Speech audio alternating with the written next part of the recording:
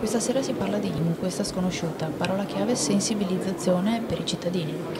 Sì, purtroppo è una tassa che arriverà in maniera devastante nelle tasche dei cittadini nei prossimi mesi,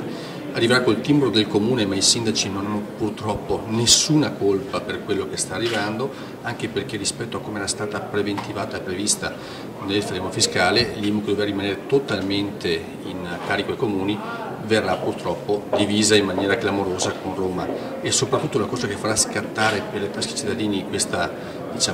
grosso prelievo è la rivalutazione degli estimi catastali, che veramente porterà i livelli sia della prima casa, che non era prevista nella prima stesura dell'IMU, ma purtroppo soprattutto verso le attività produttive, le attività commerciali, quasi un raddoppio di quanto pagavano l'anno scorso con l'ICI. Quindi una cosa molto pesante per le tasche dei cittadini.